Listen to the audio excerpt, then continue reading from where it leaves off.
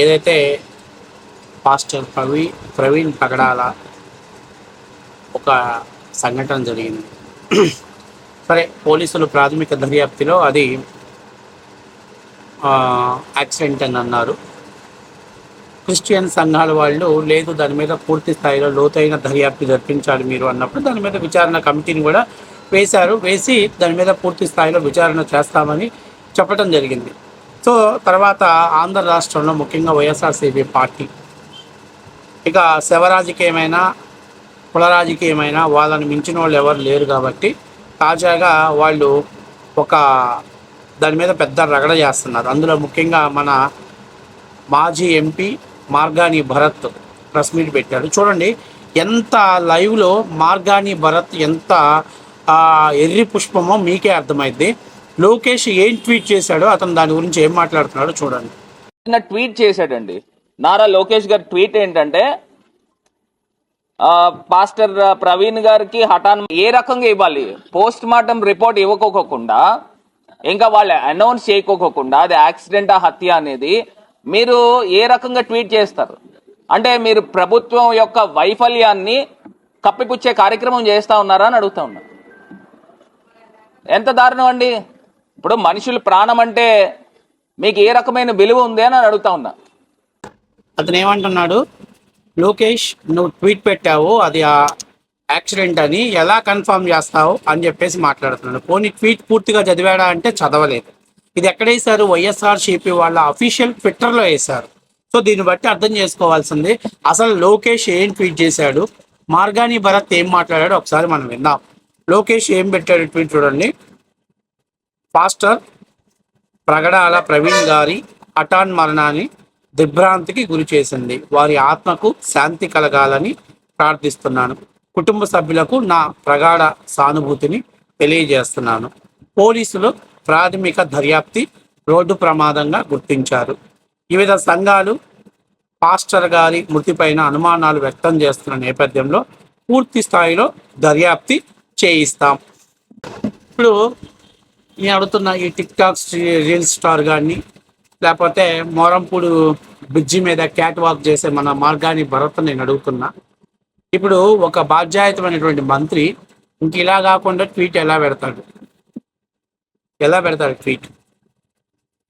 ఇప్పుడు ఆయన అందులో క్లియర్గా మెన్షన్ చేశాడు, పోలీసుల యొక్క ప్రాథమిక దర్యాప్తులో రోడ్డు ప్రమాదం అని చెప్పేసి చెప్పారు.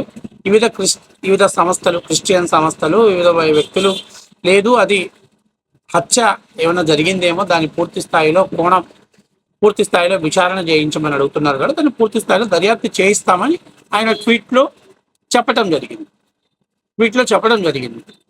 నాకు అర్థం కాంది ఈ మార్గాని భరత్కి వీడు అసలు అంటే ఎంపీ ఎట్లా అయ్యాడో నాకు అర్థం కావట్లేదు. బహుశా డబ్బులు ఉండటం వల్ల వైఎస్ఆర్సీపీలో మనోడే Jaganmohan Reddy first class student అయితే మనోడు సెకండ్ క్లాస్ స్టూడెంట్ అనుకుంటా. అందుకే చెప్పేసి అసలు ఆ ట్వీట్ చదవటమే రాలేదు మనోడికి లైవ్లో. దాని ట్వీట్ ఎందుకు చదవలేకపోయావు? అక్కడ పెట్టింది అదే కదా. ఆ ట్వీట్ చదవటానికి నీకు వచ్చిన ఇబ్బంది ఏంటి? ఏదో నా మృతి ప్రకటాల అన్న కట్ చేసి పడేశాడు, మిగతాది మొత్తం స్టోరీ వేసేసాడు. అంటే ఇక్కడ ఒక విషయం క్లియర్గా తెలుస్తుంది ఏంటంటే, దేన్నైనా రాజకీయం చేయాలి, దేన్నైనా రాజకీయంగా లబ్ధి పొందాలి, దేన్నైనా రాజకీయంగా మళ్ళీ రానున్న రోజుల్లో మన రాజకీయ లబ్ధి చేకూర్చాలి అనేటువంటి తత్వం ఆలోచన పిల్లలు ఎక్కువగా ఉంటుంది తప్పనిచ్చి, అరే ఇప్పుడు పోలీసులు ప్రాథమిక దర్యాప్తు చేశారు, దాని మీద పూర్తి స్థాయిలో విచారణ జరగాలి, దాని ఇన్వెస్టిగేషన్ పక్షపాతంగా లేకుండా నిష్పక్షపాతంగా వ్యవహరించాలని ప్రభుత్వాన్ని ప్రశ్నించి తప్పు లేదు. అది వైఎస్ఆర్సీపీ పార్టీకి ఆ లక్షణమే లేదు. ఎంతసేపు ఉన్నా శవాలతోటి చిల్లర రాజకీయం చేయటం, దాని ద్వారా రాజకీయ లబ్ధి పొంది దాని ద్వారా రాజకీయంగా సీఎం కుర్చీని సొంతం చేసుకోవాలని జగన్మోహన్ రెడ్డి కళ్ళగంటాడు తప్పనిచ్చి, అరే అసలు ఏం మాట్లాడుతున్నాడు? లోకేష్ ఏం ట్వీట్ పెట్టాడు? ఆ ట్వీట్కి మనం ఎలా స్పందించాలో కూడా తెలియనటువంటి దద్దమ్మల చేత ప్రెస్ మీట్ పెట్టించాం. అసలు ఇంకంతకంటే ఏం స్పందిస్తారు నాకు అర్థం కావట్లా. దాంట్లో ఇంకా స్పందించడానికి ఏముంది నాకు అర్థం కావట్లా. ఎవరైనా ఒక మినిస్టర్ కానీ సీఎం గారు కానీ అంతకంటే అదే కదా ట్వీట్ పెట్టేది. సో ఏదైతే పాస్టర్ సంఘాలు అనుమానాలు చెప్తున్నారో వాటిని నివృత్తి చేయడానికి ఒక బృందాన్ని వేశారు, వాళ్ళు పూర్తి స్థాయిలో విచారణ చేస్తున్నారు.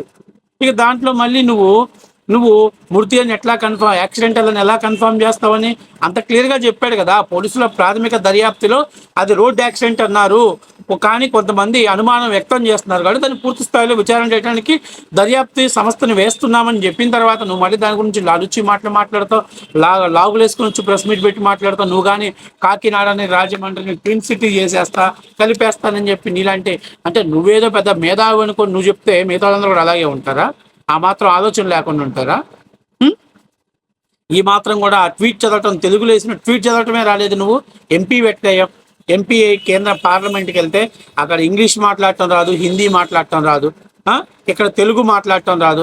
ఏందిరా నాయన ఏం చేస్తావనంటే అక్కడ పార్లమెంట్కి వెళ్ళినప్పుడు ఆ పార్లమెంట్ ముందు ఇన్స్టా రీల్ చేసుకుంటావు, క్యాట్ వాకులు చేస్తావు. ఇక్కడ రాజమండ్రి ఏం చేస్తావు, నేను ఒక బ్రిడ్జి కట్టా, ఆ బ్రిడ్జి చుట్టూ క్యాట్ వాకులు చేస్తావు.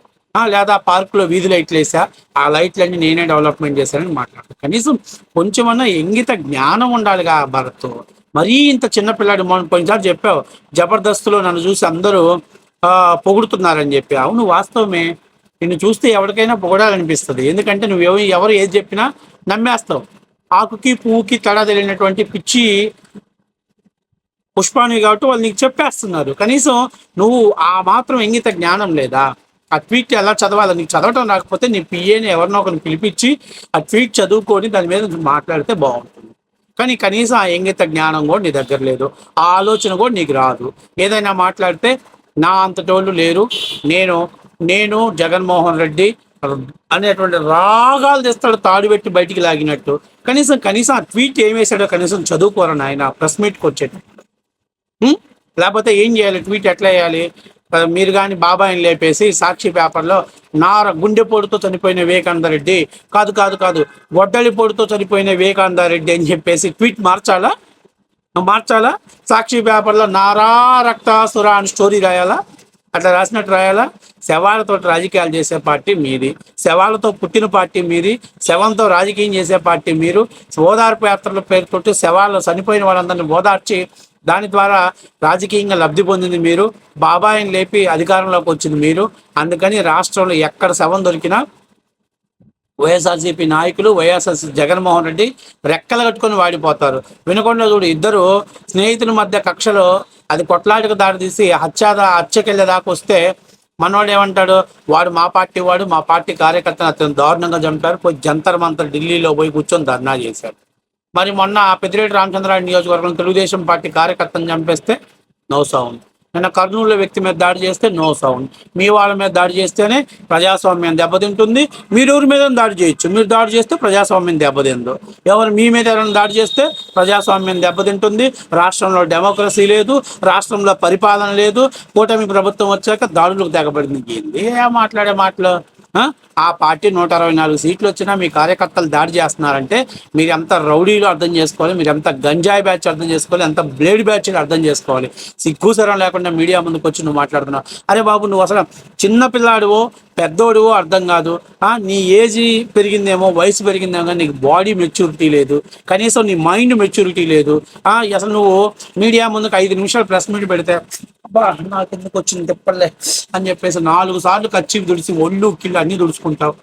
ప్రెస్ మీట్ నువ్వు సక్రమంగా పెట్టడం చేత కాదు. ప్రతిసారి మీడియా ముందుకు వస్తావు, కొండెరిపప్పలాగా మీడియా ముందుకు వచ్చి మాట్లాడుతుంది. మీ భాషలో చెప్పాలంటే బుజ్జికన్న లాగా వచ్చి మీడియా ముందుకు వచ్చి మాట్లాడతావు. ఏంది మార్గాన్ని భరత్, కొంచెమన్నా కామన్ సెన్స్ ఉండాలా? ఆ ట్వీట్ చదవలేకపోయావు. లోకేష్ మళ్ళీ తెలుగు రాదు అంటారు. లోకేష్ పెట్టిన ట్వీట్ చదవలేకపోయావు, దానికి అర్థం చెప్పలేకపోయావు. మీరు వైఎస్ఆర్సీపీ పార్టీలో ఒకడు మించినటువంటి ఒకడు ఆని ముత్యాలు ఉన్నారు ఆయన.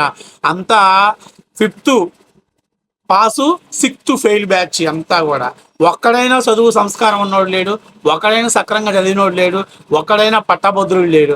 అంతా ఎమ్మెల్సీ ఎలక్షన్స్లో ఓట్లు వేయాల్సి వస్తే, పట్టభద్రులు ఎమ్మెల్సీ ఎలక్షన్స్లో ఓట్లు వేయాల్సి వస్తే ఖచ్చితంగా 60% మంది, మీ పార్టీలో ఉన్నటువంటి 65 నుంచి 80% మందికి అసలు ఓట్లే ఉండవు, పట్టభద్రులు ఎమ్మెల్సీ ఓట్లు.